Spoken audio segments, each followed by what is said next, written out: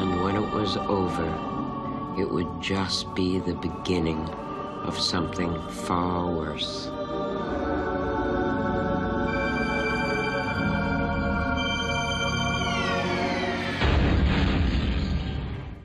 Welcome. I'm horror writer Josh Hadley for various horror magazines, and I'm here with my friend Hank Carlson. So, Hank, why are we talking to you today?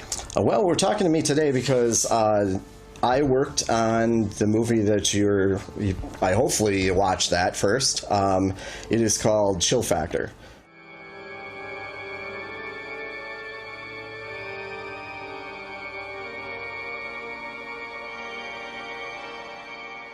And this being a Wisconsin-based thing, we live in Wisconsin. You and I hang out all the time. Well, you could hang out with me too if you come to Wisconsin, but you have to actually come to Wisconsin for that. And buy me dinner, maybe drink something. I don't know. He's a cheap date. But so you own Autumn Night Studios. Correct. But you got your start at Windsor Lake. Correct. And then, if I'm correct, the first movie you worked on was Trapped Alive, which people have already seen from the Arrow release of this. Mm-hmm. And then you worked on a film called The Inheritor, which to date does not have a DVD release, let alone a Blu-ray release. So maybe Arrow will get that later. We'll see. And then the film we're talking about now, Chill Factor. Correct. So what was it like moving from Trapped Alive, which was your first film, and then into Inheritor? This being your third film, you were relatively seasoned, although you were, 18, 19 at this point? Oh, I think I was about 19-ish, right around there. So, I was still a little green. Special effects to me were something that I always wanted to do as a child, just growing up, pretty much like every other horror person you hear. I grew up with Famous Monsters of Filmland, watching old Ray Harryhausen films, and then I moved on to Fangoria magazine, Gore Zone, things like that, and practicing a lot of effects on my parents or friends if they would let me, which isn't always the best thing to do for safety reasons. But being a parent, they really couldn't say no because they were great people. But so, yeah, I didn't have the proper tools, the proper materials. Very small town, Eagle River, if you want to look it up. It's great. It's a blip. Yeah, it's a vacation spot in Wisconsin. There's like two major ones, Door County and Eagle River. And those were the two places where a lot of city folk from Minneapolis or Chicago would come up, spend their weekends. In the winter time, Eagle River is the snowmobile capital of the world, and that ties into this movie too with the snowmobiles.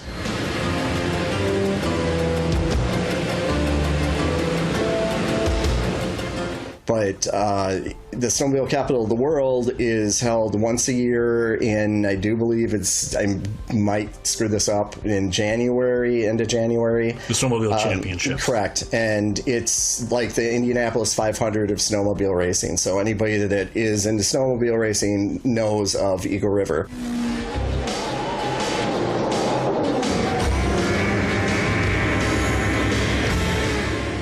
For Chill Factor, although as we knew of the movie as Demon Possessed, right? Would you call this a low-budget movie? Because later in your career, you'd go on to work on very large-budget movies like Super Mario Brothers, Army of Darkness, things like that. But this, I don't know, mid-grade? Because you and I have worked together on some pretty low-budget movies. Right. The weird thing is I've never worked on a high-budget movie. So what's the difference between your job is special effects, makeup, things like that? What's the difference between working on a movie like Chill Factor, Demon Possessed, and, say, Army of Darkness for Universal? Okay, well, yeah, that's a good question that probably a lot of people don't know. I was hired as Windsor Lake Studios on-staff special effects makeup artist. So in between that time, I would basically do all the other jobs or help, like do the construction and book the actors, plane fares and hotel rooms and run Xerox scripts and all sorts of stuff like that. So I got my foot in the door, prop making, helping with wardrobe, all those sorts of things that eventually would carry on and help me to be a much better effects artist as my career advanced. This low budget films you have a micro crew. And to me, like I said, it seemed like it was a very large crew, but there wasn't a lot of people. You shouldn't play with sharp toys, Ratso. Outside, you two. You sometimes hear actors like Bruce Campbell say that, when he started his career, he loved doing the lower budget films a lot better because he could sew his own outfits, and you had more hands-on on everything. Whereas then when you got into something that's owned by Universal, they control all the shots, so you lose a lot of the creative aspects of everything that you're doing.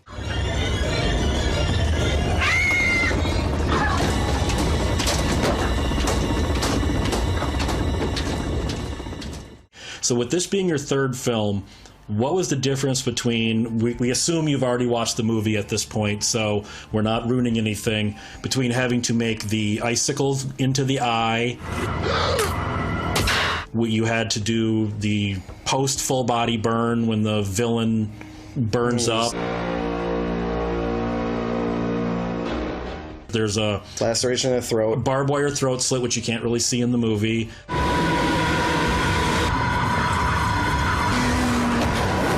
So what was the difference coming from Trapped Alive, where you were kind of a novice and learning, to now this being your third movie?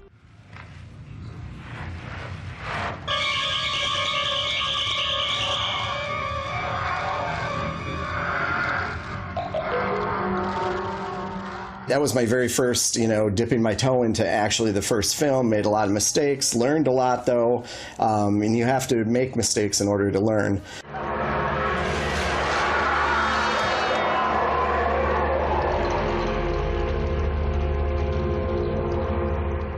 On Chill Factor, they had brought back Jeff Lyle Seagull from Chicago, and I was then going to be his only assistant. And since we had worked together, he knew that he could trust me on a lot more things.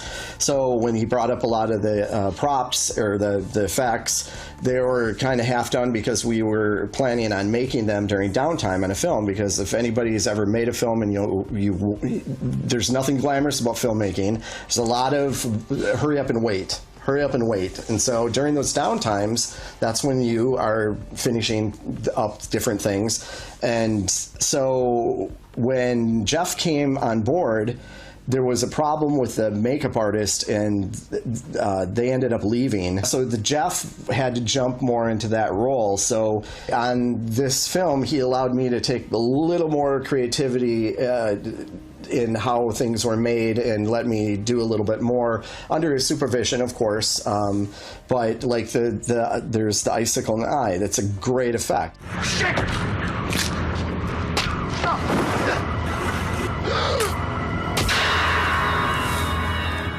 When I read the script the first time, that's the first time I'd ever seen that. I'm from Wisconsin, and that's always a big thing. Like, you see the big icicles hanging off the buildings, and there are people that get hurt and get impaled by icicles. You do see that on the news. Yeah, it's not fake. So, and also with the snowmobiles, a lot of the snowmobile accidents they wanted to incorporate that were actually true, because anybody that comes from anywhere where there's cold weather and snow and needs snowmobiles for either to get from A to B or for their personal use, a lot of people get killed every single year because of drunk driving on snowmobiles. So there's a lot that go off the trail. They flip, hit a tree.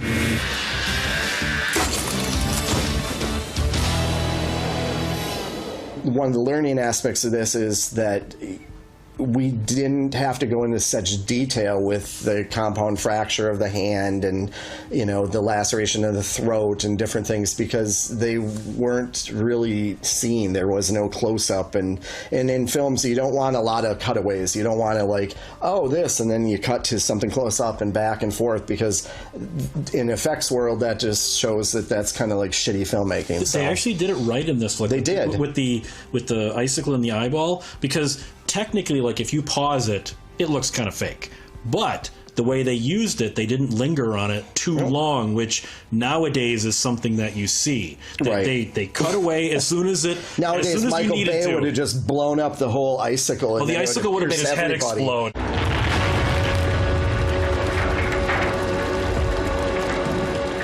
After this, Windsor Lake would get the 3 Fangoria films, Mind Warp, Arm E, which was released as Severed Ties, and then Children of the Night, not in that order. But that's where you became a K&B guy. Right, that's where I got got hired by K&B Effects Group. Howard Berger was brought on, just like Jeff Segal was brought in.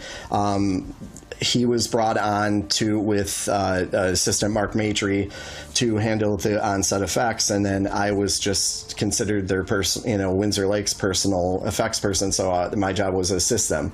So anyhow, this guy came in, or his name's Guy, and he came in, and I was sitting in the makeup room, and he's like, "This actor needs to be in the makeup right now. Get him out there." And I'm like, I can't do that." And he's like, "What do you mean you can't do that? You're a special effects makeup artist, right?" And I'm like, "Yes." And he's like, "Then put him in the fucking makeup." So I thought, okay, here we go. I'm going to be fired. So I put this guy in full makeup. I was scared to death. And then later he pulled me aside and said that he didn't think that somebody from such a small town would have that ability to do such a great job on the effects. Now, that was because of all my prior experiences, like on Trapped Alive and Chill Factor, that I gained that understanding of the materials and how to put on prosthetic makeups and the speed and the timing. So after that, Howard actually asked me to become like his protege and come and live with him and his wife in Los Angeles and join KB Effects Group. In movies, there's different aspects, like in special effects, when you see all the credits go by. They don't let they don't let you go to set unless you really know what you're doing. Otherwise, you're back in the shop, you're painting, you're sculpting, you're doing whatever, but they don't allow you to go off to the actual locations to represent their company unless you know what you're doing.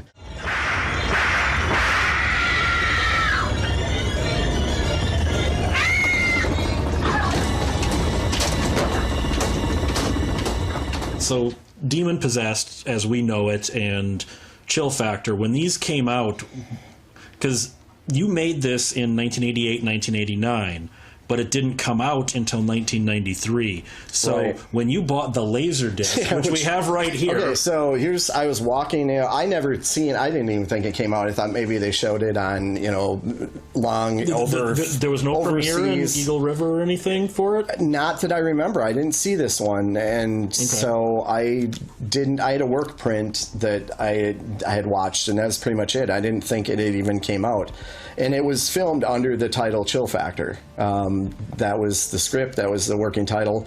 So we cut to years later in the 1993 now. Well, no, it was later than that. I was walking through a store, and I looked, and I saw this sitting on the shelf. And it was a Laserdisc. I love Laserdiscs. And I'm like, oh, what's this? And my attention was obviously the cover art. Which is what AIP wanted with that cover art. So I picked it up and I flipped it over, and I'm like, oh my God, this is Chill Factor. I worked on this. And so I bought it, and I was very excited because I got to see it for the first time and see my work. And here it was. I never saw it on video, but it was on a Laserdisc of all things. Then let me ask you this. This girl was not in it, by the way. She's not in the movie. Which is the same thing with to get you to buy it. Trapped Alive's cover. That also had the same thing with a couple of the actresses that have nothing whatsoever to do with the movie on it. It's kind of amazing how sleazy AIP was at the time. But so when you first watched it, you said you'd seen the work print before. What were your thoughts seeing your work on the screen? I mean, obviously you'd seen The Inheritor and Trapped Alive before this, but for this one. It's always scary not to be able to see your effects, to see what how it works on the film, or how other people are going to, your name's attached to these, so you want them to look the best you can, whether it's low budget or big budget. And so when you don't get to see this, you're pretty scared. I mean, even at premieres, when you don't get to see it, you're on the edge of your seat. You're hoping it looks is good. Is this going to work? Is it going to work? And then, luckily for me, so far, things have always worked. So I'm like, phew. We found a toy to play with. It's not a toy. Let's not play with it, please. Why not? It's just a kid's game.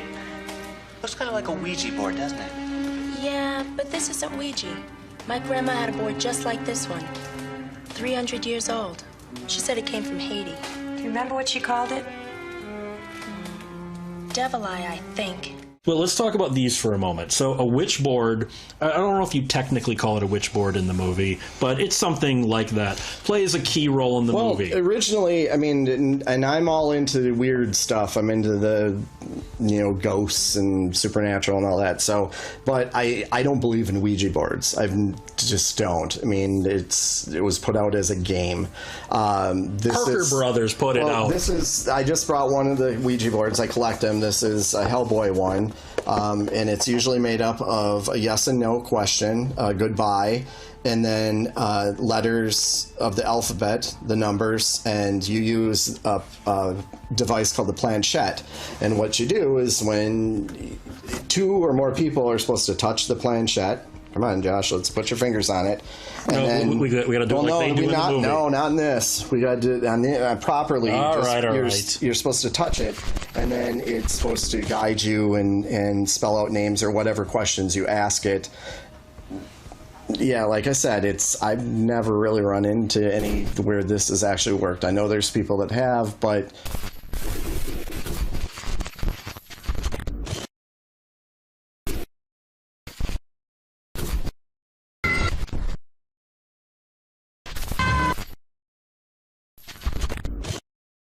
So true story, 100% true story. We were just starting to talk about kind of the history of the different witch boards and how it compares like to the ones you buy in the store to the one that was in the movie and things like that.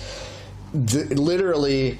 None of that saved. It it was all pixelated, got weird, and I don't believe nothing recorded. And we're not making this up. I don't believe in any of this crap, and this is 100% true. None of us talking about the witchboard stuff. I touched this. Is on the card. I touched this, and the camera went screwy, and it didn't record anything.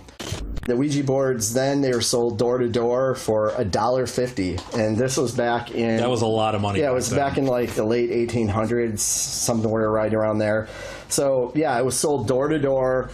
That was a lot. They sold at the time, just out of their company, I want to say like 50,000 copies a year of the witchboard. And at the time, it wasn't considered evil. It was considered something spiritual. It was a game. It was looked at to talk to dead loved ones, ask it questions whether I should take a job, or if I should go to war, should I buy a car, things like this over the years. What was weird is that one of the investors at the company that actually made the Ouija boards fell off the roof and died. So mysteriously. Yeah, mysteriously. Why was he on the roof? I don't know. And why was it that factory? I have no idea. And then also the word Ouija comes from one of the relatives of the investors. They were playing with the board because they had gotten this vision to make this. And they asked the board what it should be called, and it spelled out Ouija, which in French and German means yes. So, and then they asked, well, what can we expect from the board? And it said good luck, and that's where they left it. So then it wasn't till, it sold a lot of boards, a lot of games, and it wasn't until the movie The Exorcist when it came out. 1973, because there's a key moment in the movie where it's a little vague whether the Ouija board is why she gets possessed by the devil or not, but they played that, and wow, did sales go through the roof after The Exorcist. And after, at that point, then it was considered to be used for more of a demonic purpose or... Diabolical purposes than that.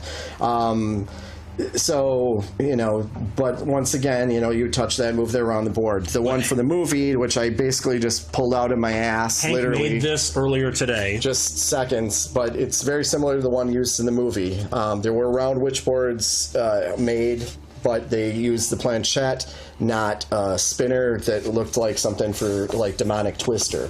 So right leg, green, no. So, that's the way it would be used. But this is pretty, I added a few things to this, but you get pretty much the idea. I don't know how this you could actually use to figure out anything. It's kind of impractical. Yeah, it isn't. It should have like a planchette has, so you can go over wherever you're going to see. I did add a couple things to this just because I wanted to be creative. I'm not going to say that just for copyright, but if you see what it is, you can make it out in your head what it is. I also added one of my favorite monsters in the whole wide world. I wish I could have worked on that movie, one of them. So there it is. And then here, which is, we didn't turn that. It went to the arrow symbol. This is Arrow's actual logo. So there, the spinner just said, hey, buy Arrow products. So in the movie, it was funny because then in that, they did the devil horns, and they touched the corners, and then this would spin like, Ronnie James Dio, where are you? R2-D2. He's in by Saturn. Okay, now let's see. Put your demon horns back on there. Eddie, where are you at? Are you going to be in concert in Wisconsin anytime soon? Whoops. Let's see. Weird symbol. Yeah, it's close to no. So, yeah, Iron Maiden's probably not coming to Wisconsin this year. So, anyhow, that's what this is here for. I made that deliberately just so you could see the difference between the two. So, yeah, that's the difference between the... Since we're redoing this, we should wrap it up with... So, now that your career has sort of come full circle, you've worked on huge budget movies... Seeing Arrow release Trapped Alive and Demon Possessed, or Chill Factor as it's released here, but we know it as Demon Possessed, to you and me. Is it a little surreal to actually be able to see this in 1080p on Blu-ray in widescreen for the first time ever? Because the Laserdisc and VHSs were both full frame. We've seen the work print. I mean, I had the work print. Doesn't count. Yeah, but that doesn't count. But movies like this, they're not really meant to be seen in such great quality. Because of things that we discussed earlier, when you go back and you say, when I was told you don't have to, the camera's over here, you don't have to see all the pores on the skin, so don't have to get that technical.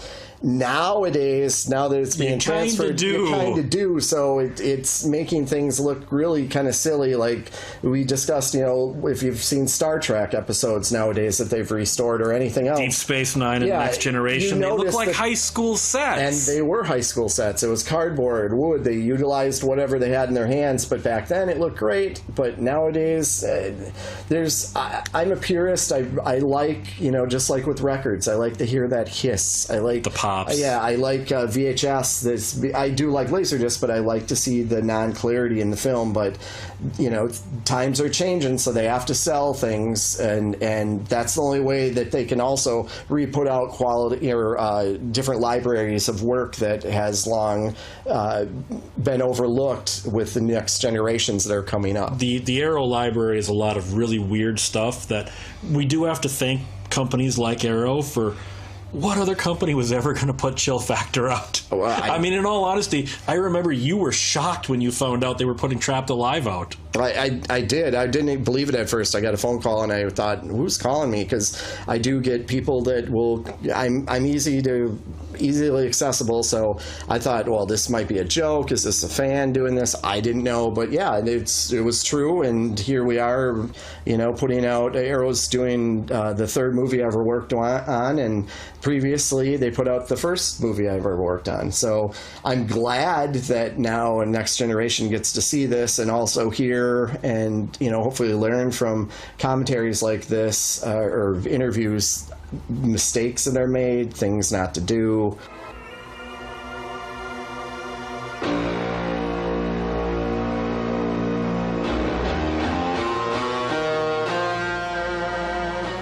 I just want to say, to everybody out there that, continue to buy Arrow products. They're great products. They really go the extra mile for those who enjoy the films. And whether it's horror to musicals, they do one hell of a great job. So thank you again to all the fans. Thank you for the people that are going to buy this disc. And thank you for the people at Arrow for making this possible and letting me be along for the ride, because this has been like a time capsule going back in time. This is Doc Brown. I'm Marty McFly. I hate that movie. Don't make it. We want to say thank you, and we'll see you on the next one. Hank Carlson for Autumn Night Studios. Josh Hadley for 1201 Beyond. That's better. I hate Back to the Future. Since my baby up and left me, I've been sitting alone with the television on.